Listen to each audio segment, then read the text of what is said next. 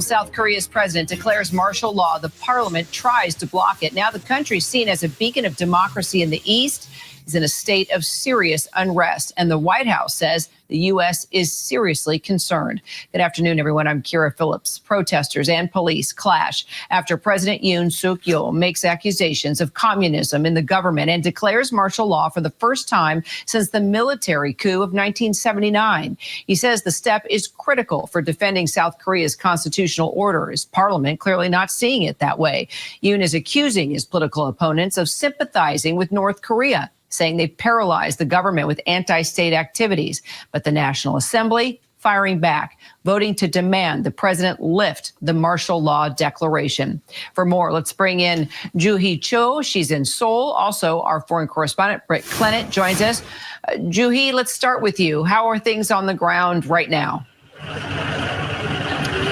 You see the parliament right behind me. There are a lot of supporters, especially the opposition party supporters right now, demanding the president to step down. They're calling it an abuse of power. They're saying that this was entirely illegal because this all came out of the blue. No one expected this. And we just heard through the news that even his close aides did not even know that he was going to declare martial law. So it's looking quite serious right now. We'll see what happens in the morning. All right. So, Britt, the president, who's widely unpopular, already facing impeachment. What do you think led up to this decision to declare martial law? Well, it's looking like it is a political move, despite him characterizing this as kind of, these North Korean influences within the legislature. The Democratic Party, it does have North Korean sympathizers, but it just doesn't go this far as he's projecting it to be. As Joo-hee says, this was a hugely surprising, stunning move in South Korea. Many of the South Koreans I've spoken to say, they just didn't expect this. This is a 30-year robust democracy, a beacon of democracy in Asia, in the region. Many other Asian countries look up to South Korea as a democracy and their democratic traditions that they've been able to build. But Yoon, he's a lame duck president. He hasn't been able to push through the bills that he's wanted to. He's been met with resistance from the opposition. So yes, it does seem like although he's using this guise of North Korean infiltration, it certainly looks and sounds like it's a deeply political move by Yoon. So, Joo-hee, as we know, the parliament voted to reject the martial law. What do you think is going to happen next? Right now, they're waiting for the president to admit that the martial law is no longer effective. I'm seeing reports, I don't know if this is fake news or not, but I'm seeing reports that there are military soldiers who are trying to arrest the opposition party leader. We'll have to fact check that right now. But I did see video of military soldiers trying to break into the window of the National Assembly building. Wow. All right. So, Britt, I mean, just listening to what is happening there on the ground, and even Joo-hee, not sure if she can confirm exactly what she is hearing or seeing.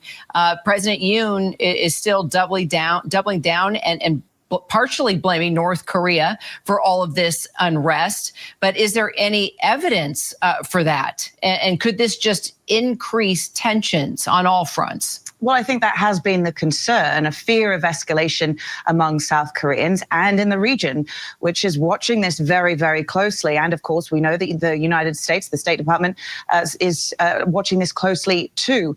What we do know is that, the North Koreans, for their part, don't actually necessarily have the capabilities to infiltrate, to use this level of intelligence to figure out what's going on. They will probably spin this in a propaganda way. But certainly the hope is now that there has been this push to ban this martial law, that Yoon will decide that enough is enough and pull out of this.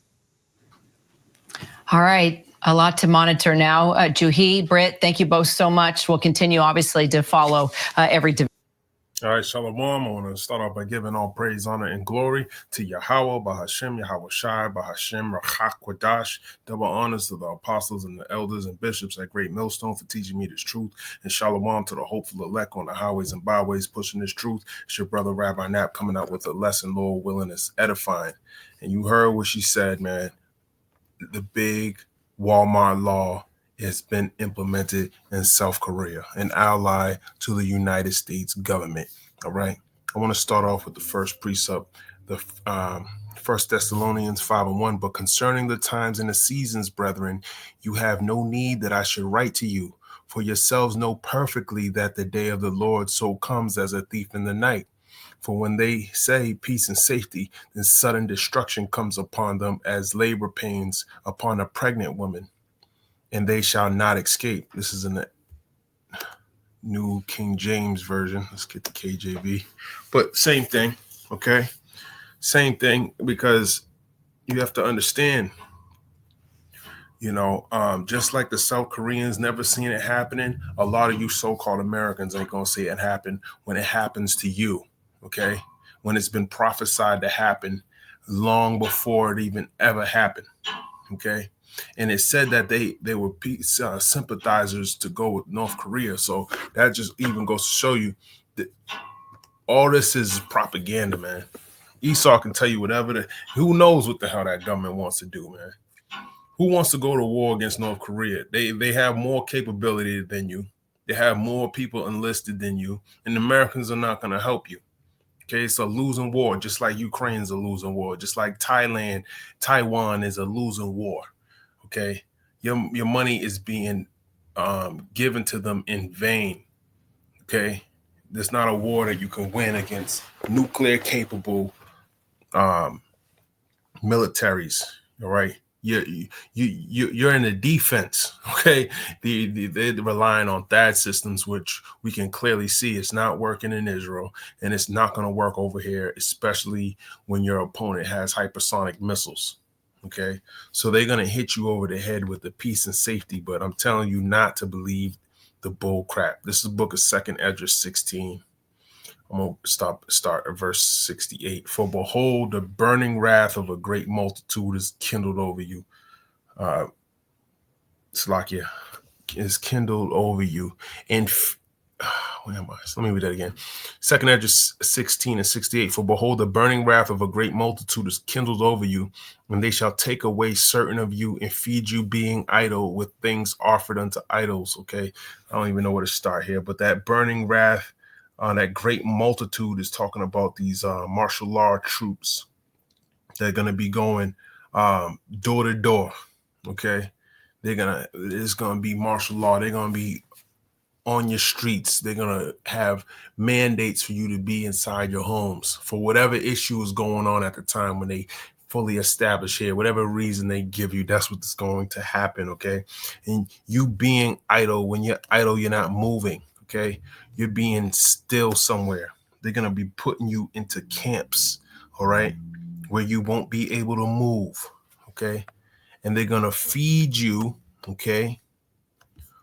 With things offered unto idols, okay? And that's going into the MOTB, okay? They're going to force you to take it, okay? But the Lord's going to, it's the Lord's elect are not going to have this device. A lot of you, they're going to tell you that it's, it's for your benefit. And a lot of you are going to believe it, but it's a lie, okay? It's a lie, man. And there's so many different ways where he can have this established. He can do it by, just like in, have some type of quarantine. There might be some type of pandemic going on. He can implement it that way. You see how people were running to get all different types of medical operations during that year. Okay, Lord will you understand what I'm talking about? Okay, but you're not going to be able to resist. Okay. You're not going to be able to resist by you being idle, man. You're gonna be forced. Yeah, well, not that they're gonna force you, but them taking away, because you're gonna be met with a choice. Either you take it or you don't. Now, who knows what they're gonna be doing in these camps, man. And, you know, you look at Guantanamo Bay, what they were doing to other people, but people over there. These are some things that you can expect to happen. Okay. But them feeding you being idols, giving you that MOTB, long story short, because that's what it's coming down to. Because he knows he got a short time to rule, so he's gonna have to implement this with wrath, okay? Because he know he got a short time left. Second Esdras 16:69, and they that consent unto them shall be had in derision. Yeah, if you consent unto having this medical device implemented into your forehead or in your right hand, you're going to be had in derision. Okay, meaning you're gonna be how can I say it? You're gonna be destroyed by the Most High. Okay, because there's no repenting of getting this chip. Okay, so those who agreed to take the chip, if you succumb to, if they put you in some type of torture, you know, and you succumb to taking this device, it's still going to have you in derision. Okay, you're going to be destroyed by the Most High. Okay. And then reproach and trodden underfoot. So you're going to be destroyed.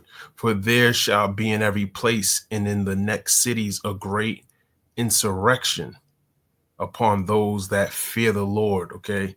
Yeah, that great insurrection is talking about Jacob's trouble. Okay. Talking about Israelites, just like Esau coming down on Jacob, man.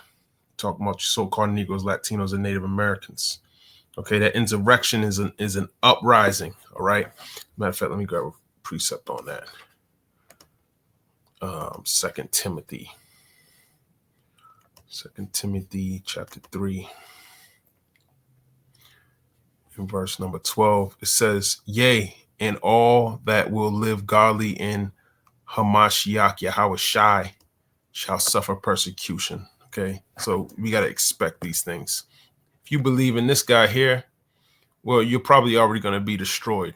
Okay, because you're going to consent to whatever they say. So you're going to give the MOTB thinking that he loves everybody.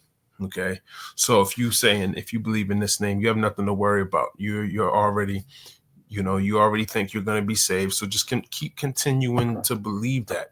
But those of you who believe in Hamashiach Yahushai, okay, Yahushai, who's the world ignorantly calls Jesus Christ, and Hamashiach, meaning the Messiah, okay, then if you believe in him, then you're going to suffer persecution. Okay. For fear of the Lord. Okay. Because the fear of the Lord is the beginning of wisdom, man. Revelation 12:17. And they're going to be keeping the commandments. And the dragon was wroth with the woman and went to make war with the remnant of her seed.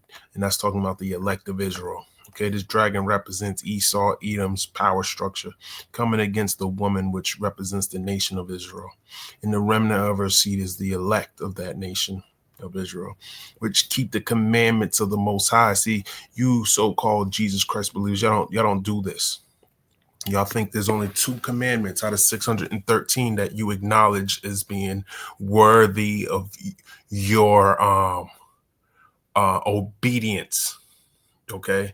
You think out of 613, you only need to apply love your brother and what's the other one? Love, putting all the gods before the Lord.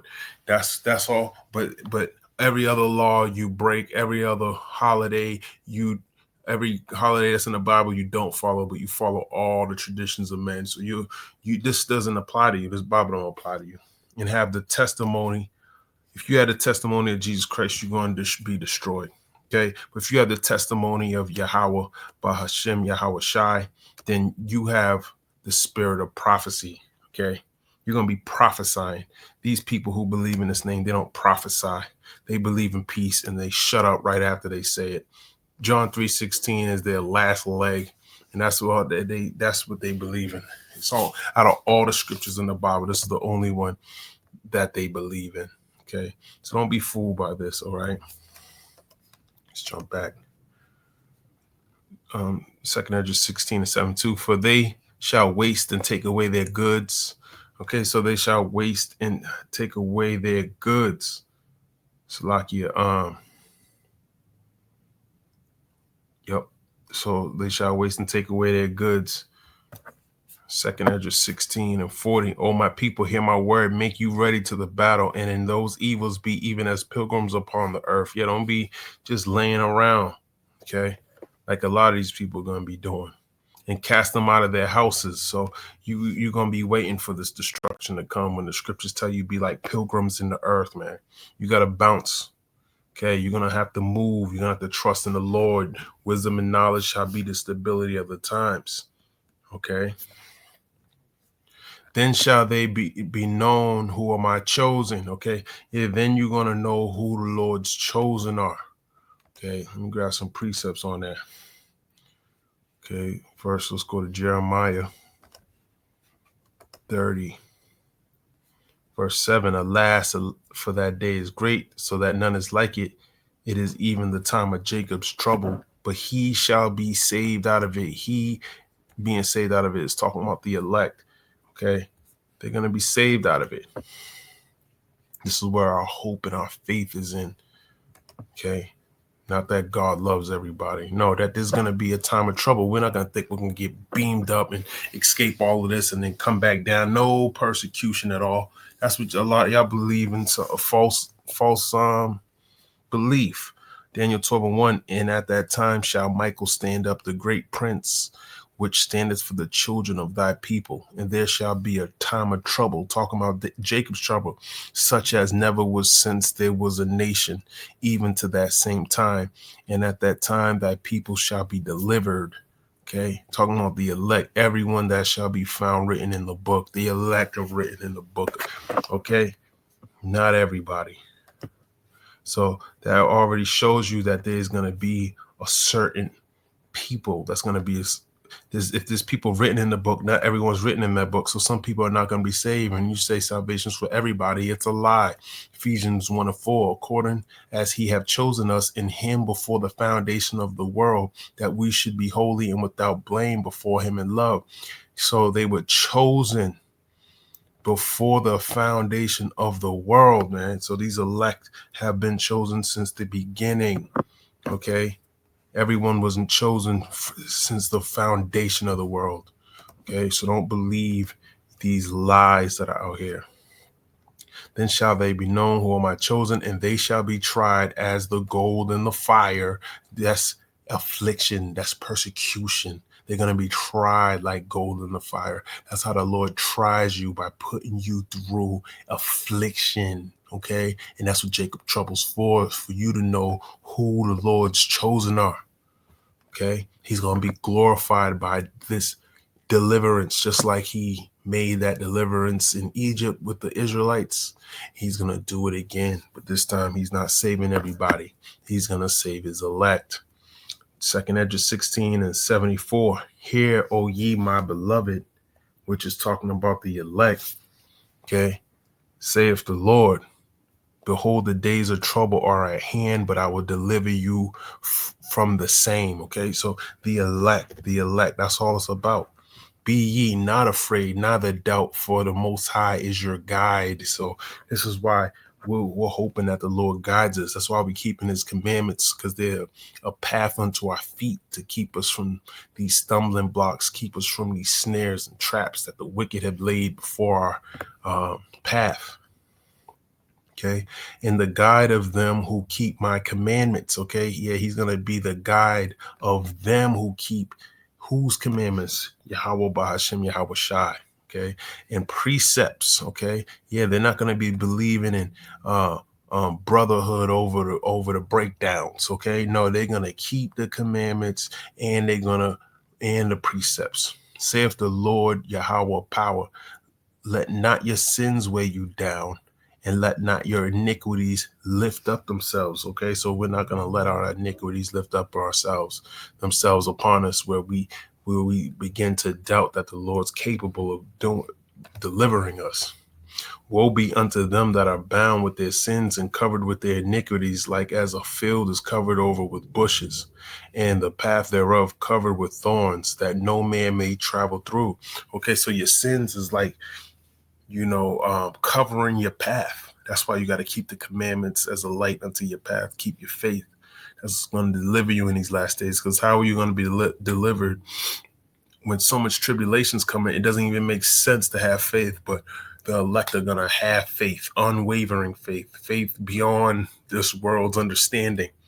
It's just going to be in them, okay? Because they were chosen since the beginning, and faith is a gift, and it was given unto the elect, okay? It is left undressed and is cast into the fire to be consumed therewith.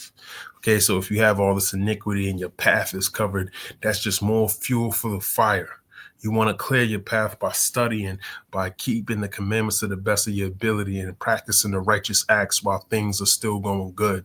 Therefore, you can build up your faith and, hopefully, through the mercy of Yahweh Bashem Yahushai, that you're one of the elect. Okay, so I'm gonna end it right there. Lord willing, I was edifying. I want to give all praise, honor, and glory to Yahweh Bahashem, Yahweh Shai Bahashem, Rachak Kodash. Shalom.